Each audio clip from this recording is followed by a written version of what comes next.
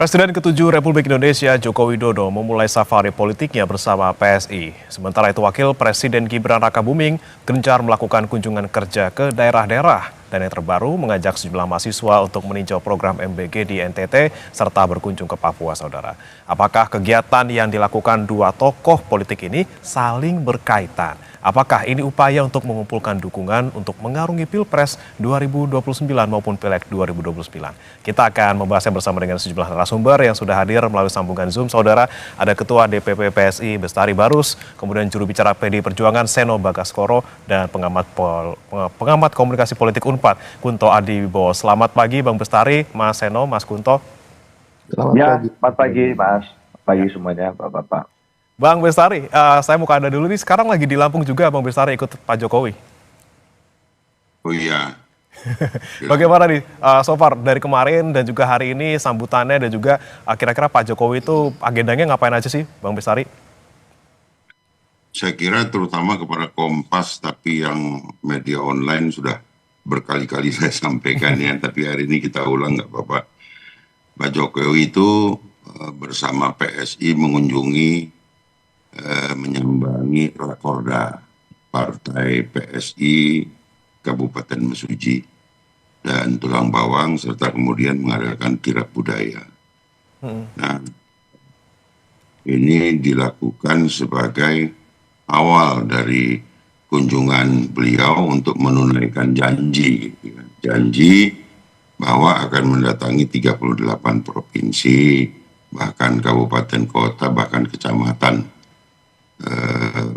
struktur kecamatan bila dibutuhkan. Saya kira itu saja ya. Agendanya hari kemarin adalah agenda partai dan satu agenda jumpa masyarakat yang mengundang itu dengan mengadakan kirab gitu di wilayah Tulang Bawang. Oke, Bang Bestari, kalau untuk kunjungan ini sendiri, ini kan juga sudah berkali-kali mungkin disampaikan juga oleh Pak Jokowi dan juga Bang Bestari sendiri. Sebenarnya hanya untuk menyapa relawan saja atau sekaligus ini Bang Bestari untuk 2029, baik untuk parlemen maupun juga untuk Pilpres nanti? Ya, kalaupun untuk hari ini adalah konsentrasi gini, banyak sekali kawan-kawan yang sudah di DPR, sudah bikin undang-undang tapi tetap aja nggak paham bahwa mereka membuat, bahkan ikut membuat, mengawasi pembuatan undang-undang itu sampai kemudian menjadi undang-undang, bahwa kami punya atau peraturan, kami punya kewajiban partai-partai yang belum lolos threshold ini untuk punya kewajiban untuk diverifikasi administrasi dan faktual gitu tahun 2027 bulan 6, sekitar bulan 6 begitu. Jadi ini harusnya mereka-mereka yang sudah di DPR sudah membuat undang-undangnya juga, mengawasi juga berjalannya itu undang-undang dan peraturan-peraturan itu paham gitu. Jadi tidak membodohi rakyat dengan statement-statement lucu yang seperti itu. Jadi murni tujuan hari ini adalah konsolidasi organisasi, dan kalaupun ada hal-hal lain di sana seperti menyapa masyarakat, ya itu sah-sah saja. Bukankah berkumpul bersarikat itu dilindungi undang-undang, dan mereka yang sudah di DPR juga yang bikin gitu. Jadi mereka bikin undang-undang, mereka sendiri yang repot dengan undang-undang itu karena tidak mungkin mereka tidak bisa melakukan hal yang sama karena takut ewuh pakewuh gitu loh. Padahal yang nyata adalah bahkan mereka turun ke masyarakat mengkampanyekan partainya mulai dari selesai pemilu itu dengan model reses memakai uang negara.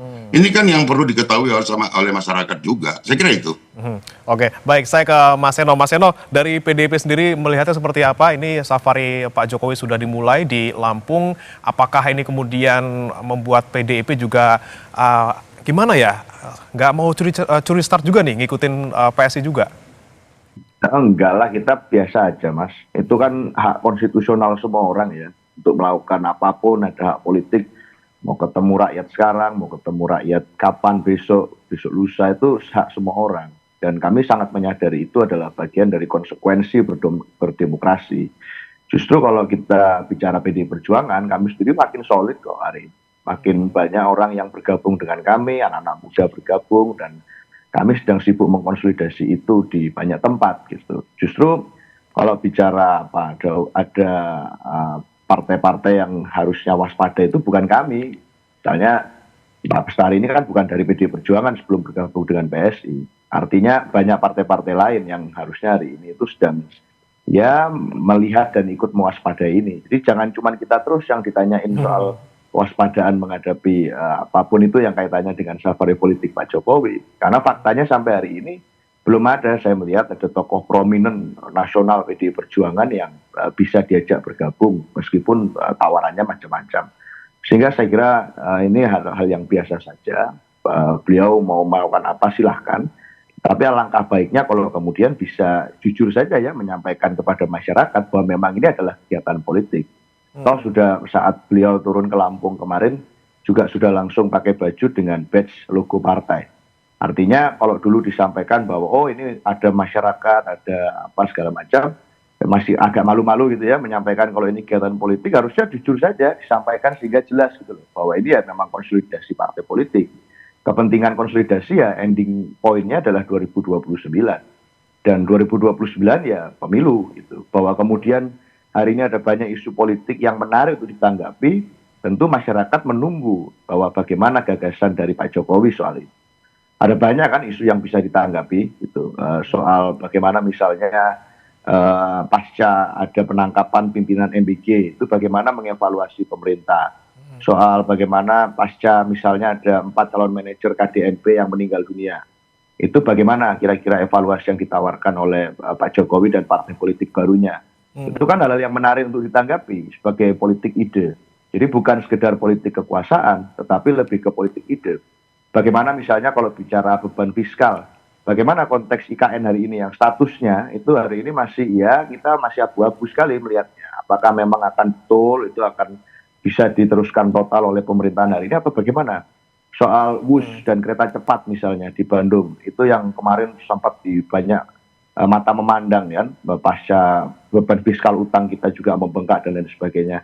Bagaimana kira-kiranya keluar dari lubang jarum ekonomi politik itu. Nah, hal-hal semacam ini yang ditunggu masyarakat. Politik gagasan, politik ide. Jadi bukan sekedar politik sebagai suatu kemisteriusan gitu. Oh ini kesini karena apa ya menebak-nebak nanti rakyat. Oh kesini boleh saja ada permainan efek itu. Tetapi yang lebih menarik menurut saya hari ini di mata anak muda, justru apa gagasan yang ditawarkan, kebaruan semacam apa dan program seperti apa yang harusnya dibagikan ke masyarakat. Kami siap berlomba-lomba kalau dalam konteks itu. Saya kira itu, Mas. Oke, politik gagasan yang kemudian disoroti oleh PDIP gitu ya untuk bagaimana menjawab masalah negara saat ini.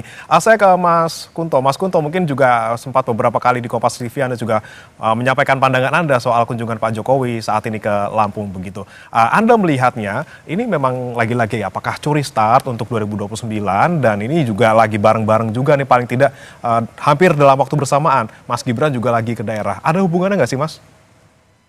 Ya, kalau ada hubungannya pasti ada hubungannya, Mas. Tapi kan sekali lagi tadi Pak Bestari Baru sudah mengatakan bahwa Pak Jokowi itu urgensinya verifikasi faktual, makanya perlu mengkonsolidasikan kader-kader PSI di daerah, gitu kan.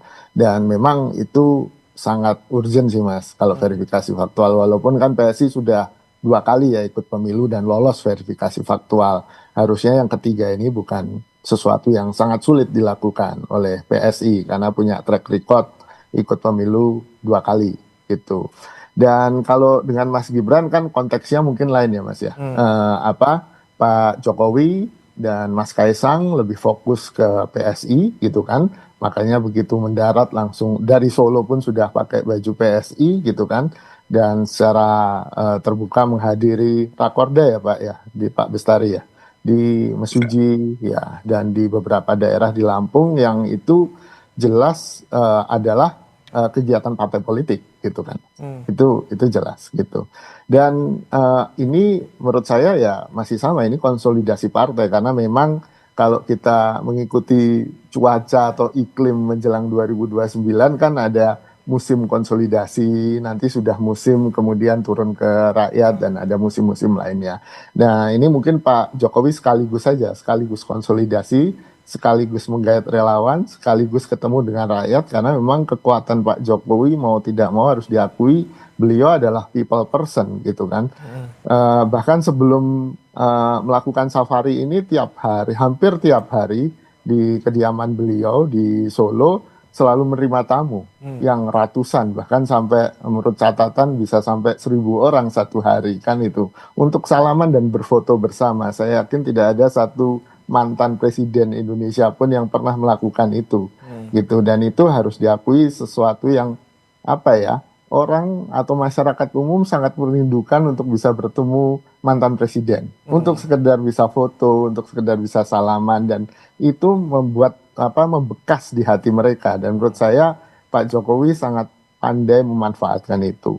Mas Gibran di lain sisi punya problem elit istana kan Mas gitu, bahwa selama ini peran Mas Gibran seakan-akan diisolir gitu, tidak punya peran yang sangat penting dalam pemerintahan, sehingga akhirnya Mas Gibran dengan segala keterbatasannya itu membuat semacam, ya ini kan juga warisan dari Pak Jokowi ya, kemampuan dia untuk bertemu langsung, belusukan, itu yang kemudian dipakai karena asosiasi bahwa Gibran adalah putra Pak Jokowi dan putra Pak Jokowi itu juga harusnya pandai belusukan, itu juga dipakai sebagai sebuah modal politik menjelang 2029.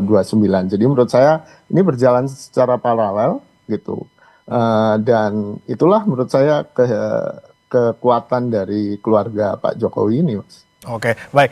Saya kembali ke Bang Bestari. Bang Bestari, ini kita bicara soal Lampung yang menjadi pilihan lokasi pertama dari Pak Jokowi safari politik. Ini memang kebetulan di sana ikonnya gajah gitu ya, ada Taman Nasional Waikambas di sana. Ini ngomong-ngomong soal gajah, apakah memang ingin membangun kandang gajah juga di Lampung? Makanya kemudian Lampung yang dipilih, dan seberapa strategis memang PSI menilai Lampung sebagai sebuah daerah?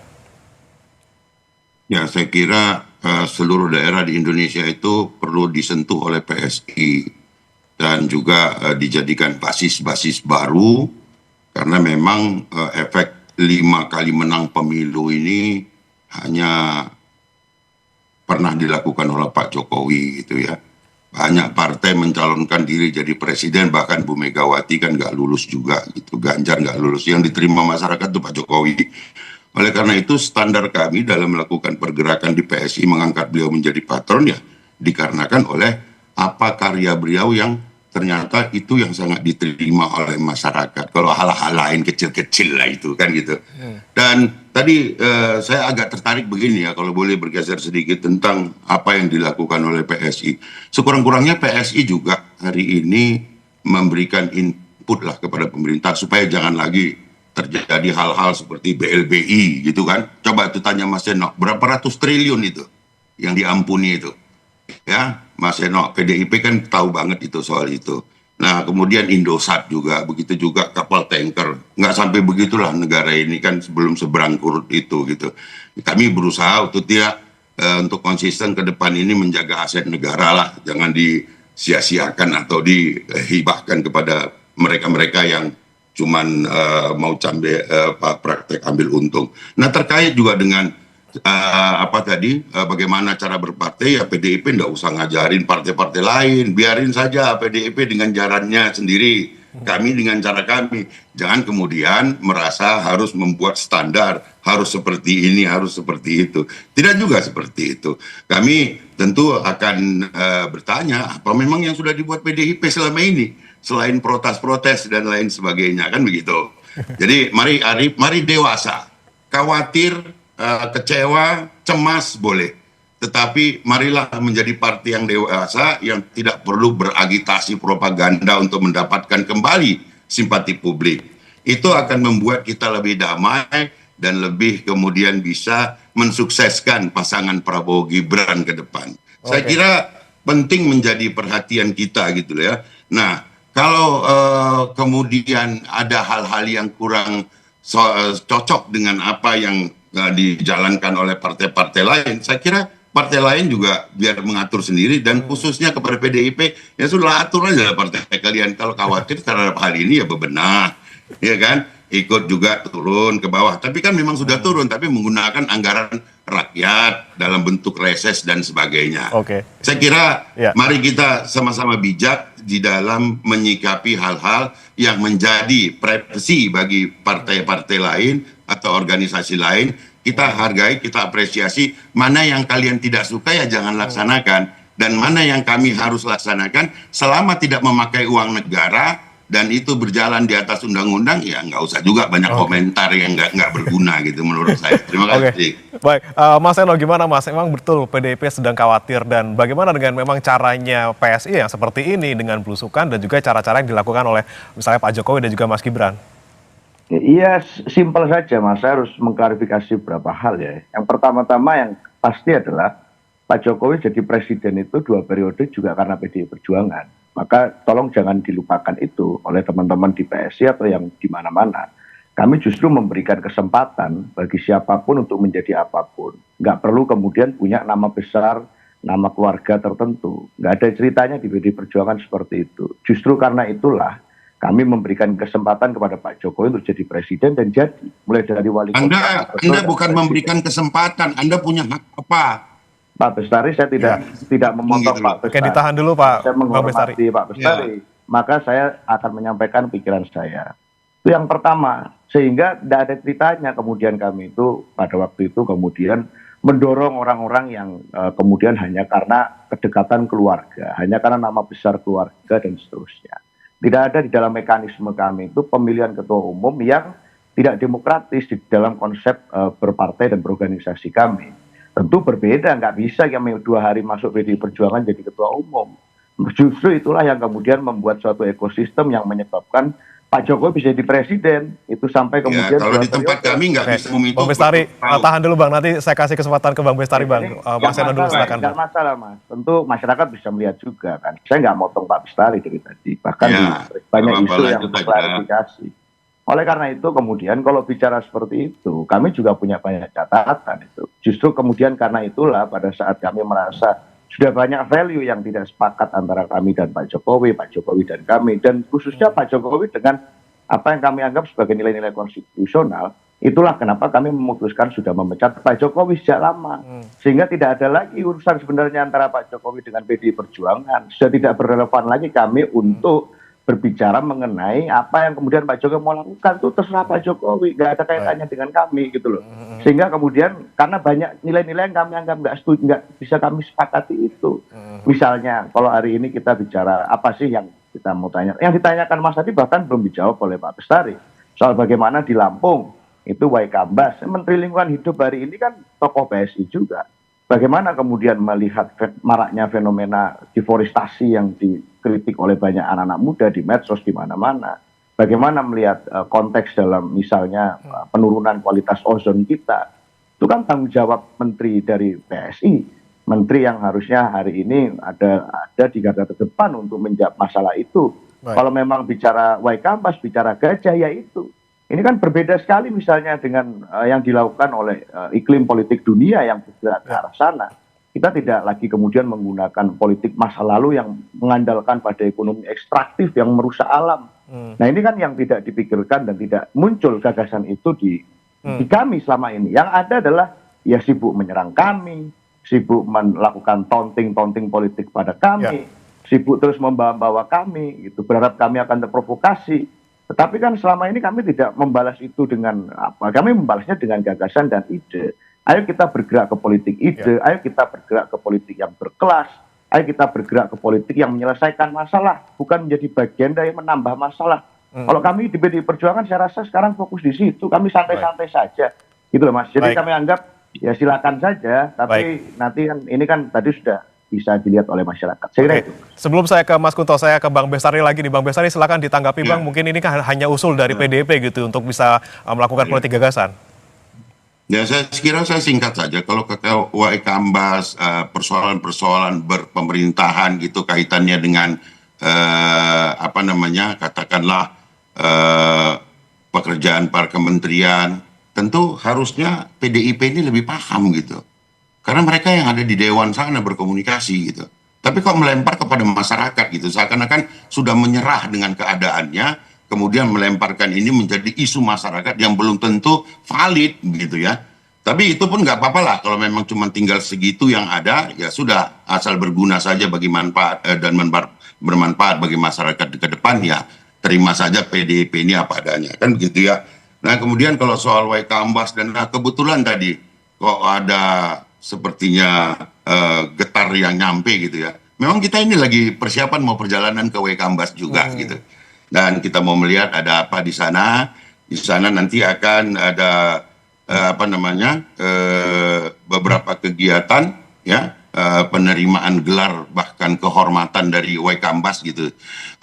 Nanti kita coba lihat apa yang disampaikan PDIP ini apakah benar ada di sana seperti itu ya, ketimbang ngomongnya di udara begini tapi di DPR tidak bicara apa-apa. Seharusnya itu yang lebih dipertajam ya Mas Seno, partainya lebih matang, lebih dewasa lagi menghadapi persoalan bangsa. Saya kira itu. Baik. Saya ke Mas Kunto. Mas Kunto, Anda melihat tadi pernyataan dari Mas Seno maupun Bang Bestari. Ini sebenarnya cara-cara politik seperti apa sih yang saat ini masih efektif gitu untuk masyarakat, terutama di kondisi negara yang sedang seperti ini gitu ya. Lagi-lagi apakah hanya dengan belusukan-belusukan saja, dengan konsolidasi, dengan menyapa masyarakat, atau ya tadi dengan caranya PDIP, dengan menyampaikan gagasan politik yang mungkin bisa memberikan solusi buat negara? Kalau di elektoral kan secara sederhana ada dua hal ya Mas ya. Yang pertama adalah persuasi dan itu dilakukan dengan kampanye, dengan belusukan, dengan adu gagasan atau adu ide gitu. Dan yang kedua adalah mobilisasi. Mobilisasi itu membuat orang yang sudah terpikat hatinya pada partai atau calon tertentu untuk mau datang ke TPS dan benar-benar menyoblos orang itu. Nah ini kan dua hal ini yang sekarang sedang dikerjakan, tentu yang persuasi ini gitu kan, yang komunikasi politik yang lebih ke persuasif. Dan menurut saya ada banyak strategi, ada banyak taktik untuk persuasi. Salah satunya kan dilakukan oleh Pak Jokowi dan PSI ini untuk kemudian turun pertama kali, karena dalam komunikasi politik dan komunikasi pada umumnya ada yang namanya primacy effect. Primacy effect itu atau efek yang dimana pesan pertama lah yang akan diingat oleh orang gitu. Dan ini kan berlomba-lomba kan untuk jadi yang pertama supaya lebih diingat. Cuma kalau waktunya lama gitu kan, sampai 2029 kan masih ada ya 2,5-3 tahun lagi.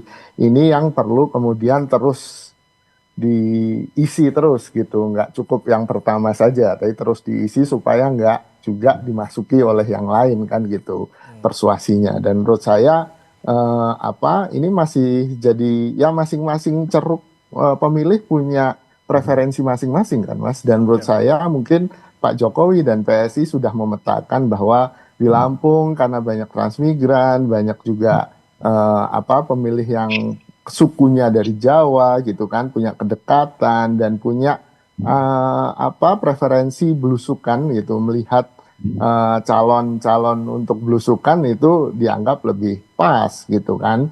Beda lagi nanti di Jawa Barat kan kita lihat, saya belum tahu di Jawa Barat akan kemana, karena Jawa Barat juga sangat beragam kan daerahnya. Mungkin Jawa Barat bagian timur akan berbeda dengan Jawa Barat bagian barat dan segala macamnya. Nah itu menurut saya butuh pemetaan yang bagus, dan apa yang dilakukan Pak Jokowi kan salah satu usaha. Partai-partai lain tentu masih punya sistemnya masing-masing dan punya targetnya masing-masing gitu kan.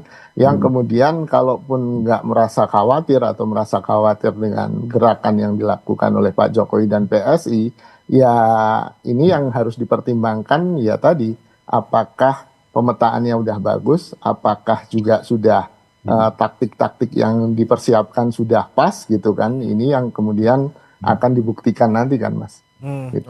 Oke, baik. Saya ke Mas Seno. Mas Seno, ini kan Lampung lagi-lagi nih tempat pertama yang dipilih oleh Pak Jokowi untuk safari politik. Mungkin untuk soal kader-kader, pasti PDIP solid tadi seperti kata Mas Seno gitu ya. Belum ada partai ataupun kader yang berpindah dari PDIP mungkin ke PSI. Nah, tapi kalau untuk dukungan relawan seperti apa ataupun dukungan masyarakat, Mas Seno, apakah kemudian PDIP juga sudah mengantisipasi hal ini? Ya tentu terlalu dini untuk membicarakan itu ya Mas, karena pemilunya kan masih jauh. Yang dalam pikiran kami itu ya pemilu masih jauh, hari ini fokus kerja untuk rakyat saja di pos masing-masing. Semua yang bisa turun untuk bekerja untuk rakyat turun. Bencana di Sumatera kemarin kami turun sangat aktif dan banyak sekali yang datang ke sana selama berbulan-bulan. Dan kemarin bencana di Sigi itu Bu Risma datang ke sana pertama, salah satu yang pertama datang untuk membantu masyarakat di sana. PDI Perjuangan terus melakukan itu. Nah, sebelum saya lupa juga Mas, saya mau meneruskan ya. Di era Bu Mega itu berbagai kebijakan ekonomi yang dibuat itu dilakukan karena waktu itu kondisi ekonominya tidak mudah. Di pasca Orde Baru terjadi, itu banyak kemudian hutang menumpuk. Bu Mega punya tanggung jawab untuk menyelesaikan itu. Sehingga strategi yang dibuat itu adalah mengikuti relevansi zaman pada waktu itu. Ada perubahan-perubahan situasi, ekonomi dilakukan penyelamatan, dan kemudian hutang kita berhasil diselesaikan. Bu Mega itu salah satu presiden yang berhasil mencicil hutang dengan jumlah yang cukup signifikan. Ini berbeda orientasi kepemimpinan. Kalau di era Pak Jokowi kan menambah hutang. Dan itu kemudian ya biasa saja, artinya memang ada cara pandang yang berbeda soal melihat utang luar negeri. Tapi Bu Mega melakukan itu karena ingin menyelesaikan hutang. Di tengah situasi kita baru melakukan pemulihan ekonomi, kemudian pasca Orde Baru. Itu yang pertama. Sehingga masyarakat juga sudah sangat paham. Sekarang itu segala macam kanal informasi juga sudah terbuka. Orang sudah melihat bagaimana Bu Mega menjadi champion misalnya melawan deforestasi dan melawan sawit misalnya di era kepemimpinan beliau. Itu nggak ada alih fungsi lahan yang sedemikian membabi buta, yang melakukan pembalakan, mengubah berbagai fungsi serapan air, itu tidak dilakukan di era Bu Mega. Sehingga kemudian tentu harus ada konsekuensi-konsekuensi yang harus ditanggung dari keberanian itu. Salah satu misalnya keberanian pada saat melawan intervensi asing untuk ikut masuk ke politik dalam negeri. Dalam contoh misalnya menyerahkan warga negara Indonesia kepada pengadilan dari negara lain yang mau melakukan intervensi, itu Bu Mega menolak itu. Sehingga tentu ada intervensi luar biasa. Bu Mega menolak menggunakan bansos, Bu Mega menolak menggunakan perangkat negara untuk kemudian memenangkan pemilu. Bu Mega tidak menggunakan aparat negara, diakui oleh semua tokoh yang ikut pemilu pada waktu itu. Nggak menggunakan aparat. TNI Polri dijaga netralitasnya karena kita paham posisinya yang terhormat di sejarah Republik ini. Itu tidak digunakan untuk mendorong orang untuk memilih calon-calon tertentu. Meskipun Bu Mega incumbent pada waktu itu bisa melakukan pengerahan, itu tidak dilakukan. Justru karena itulah beliau menjadi negarawan yang kami banggakan. Justru itulah kenapa banyak masyarakat bersimpati pada beliau, karena itu. Bahwa itu punya harga yang harus dibayar secara elektoral. Buat kami itu bukan kekalahan. Itu namanya adalah bukti sejarah. Bahwa kemudian sampai hari ini kami masih menjadi partai dengan kursi legislatif terbanyak, tertinggi gitu, 3 kali berturut-turut. Itu juga bentuk pengakuan loh Mas. Kalau PSI hari ini masih punya tantangan untuk masuk ke Senayan dengan segala tantangan yang berkembang dan gengsi yang hari ini semakin kritis terhadap isu-isu politik yang substantif, bukan hanya performatif saja. Saya rasa hari ini itulah kenapa kami ya santai-santai saja masih konsolidasi dan melakukan kerja-kerja politik nyata di tengah lapangan masyarakat. Ini itu tantangan yang masih dihadapi PSI, Bang Bestari. Terakhir saya ke Anda, singkat saja. Apa yang kemudian ingin dicapai atau target apa yang ingin dicapai Pak Jokowi di Lampung ini dan next akan kemana nih, Bang Bestari kira-kira? Ya, saya kira bahwa Pak Jokowi tadi sudah sitir memakai topi PSI dan baju PSI ketika berangkat dari Solo menuju ke Lampung, dan pakaian itu baru dicopot ketika beliau masuk ke kamar karena kami bersama-sama. Artinya apa? Ini penegasan, betul-betul penegasan bahwa beliau sudah ada di PSI, tidak di PDIP lagi, dan itu menjadi masukan yang sangat baik bagi masyarakat yang pernah menyukai Pak Jokowi selama 10 tahun menjadi presiden itu. Dan memang kita rasakan setelah beliau memberikan tanda-tanda itu berduyun-duyun gitu ya. Nggak usah saya sebutkan, nanti terantisipasi pula. Dan mudah-mudahan dari seluruh gerak yang kami lakukan yang sesuai dengan konstitusional dan tidak meminjam uang negara, uang rakyat untuk melakukan kampanye demi ketua umum dan partainya, kami memakai uang pribadi kami sendiri, maka kita berharap kita akan menang dan masuk ke Senayan dalam angka-angka yang membanggakan. Itu target pencapaian kami ke depan. Targetnya. Tapi tinggal Pak Jokowi kapan diumumin jadi Ketua Dewan Pembina nih ya, Bang Bestari, kita tunggu nih kapan. Sudah pakai baju, sudah keliling gitu ya. Partai kita ini Mas, ada mekanisme yang bekerja di partai kita ini. Tidak kemudian yang suka-suka, yang berprestasi kemudian karena nggak bisa mengikuti menjadi budak ataupun pesuruh partai, ya itu kemudian dipecat atau dikeluarkan. Bahkan masyarakat sebetulnya kalau terkait Pak Jokowi itu Baik. proses saja, nggak dipandang masyarakat. Oke. Kok lama benar Pak Jokowi keluar dari situ? Itu yang kami Oke. dengar di bawah. Oke, Dan baik. mereka sujud syukur ketika Pak Jokowi sudah tidak lagi berada di partai lamanya dan Oke. sudah bersama PSI. Saya kira itu. Oke, baik. Terima kasih Bang Bestari Barus, Ketua DPP PSI, dan juga sebelumnya ada Mas Seno Bagaskoro, juru bicara PD Perjuangan. Sebelumnya juga ada Mas Kunto Adi Wibowo, pengamat komunikasi politik UNPAD, sudah bergabung di Sapa Indonesia Pagi. Selamat pagi, Bapak-Bapak. Selamat Yo, pagi. Selamat pagi. Salam.